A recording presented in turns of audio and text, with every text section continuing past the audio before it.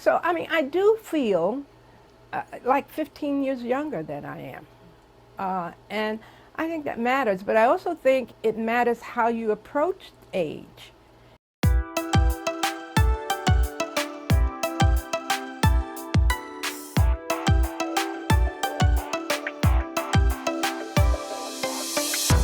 That is Iris Simmons, and I couldn't agree more.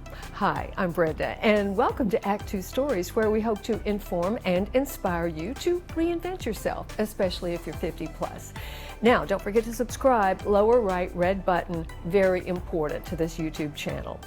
Do you remember back at the beginning of the pandemic when they were saying, especially at risk are the elderly, particularly if they have underlying health conditions? Well, I got to thinking, who are the elderly? And I looked it up. The World Health Organization defines elderly as people 65 years old and older. What? Does this look elderly to you? I don't know. It got under my skin. And I've just been thinking maybe we need to rethink this age definition of elderly. Iris Simmons is a perfect example. She's a former psychologist and math teacher who has been doing art quilts for over 20 years. No, I mean, I tell everyone my age. I mean, I'm 79.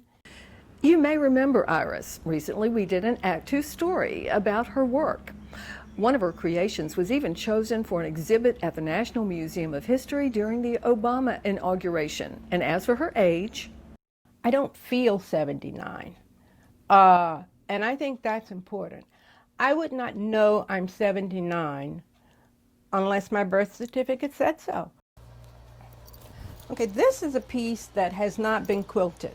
I don't know. I think people expect you at a certain age to become decrepit and handicapped and closed in and not vibrant.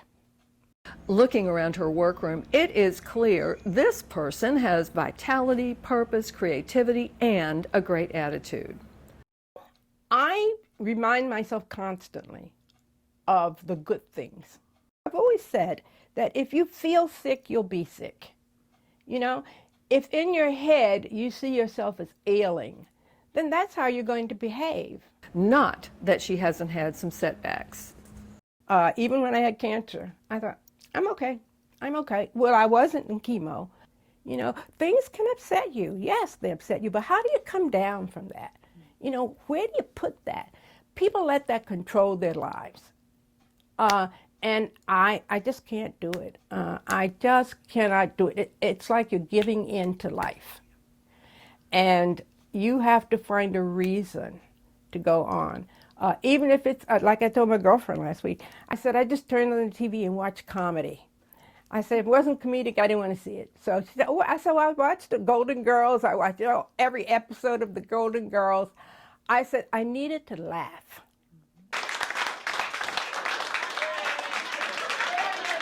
We've seen the importance of attitude and vitality in other actTWO stories. Remember my Aunt Mary Frances and her 100th birthday?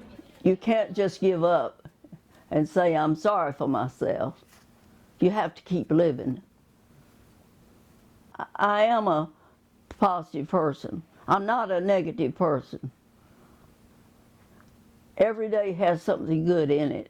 So many factors seem to go into whether or not you feel or appear to be elderly. You know, as I checked my aunt's recipe for aging well, I found that Iris's was very similar to hers. Here it is.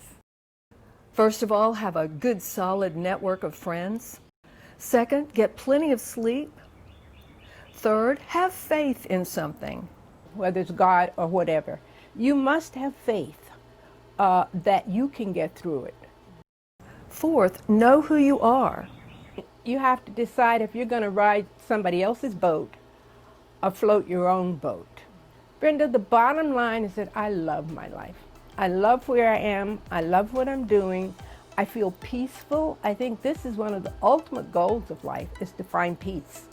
So the word elderly just doesn't seem to apply to everyone over 50, over 60, over 70, especially if they're in relatively good health. I'd like to know what you think. Email us at actTWOstories@gmail.com.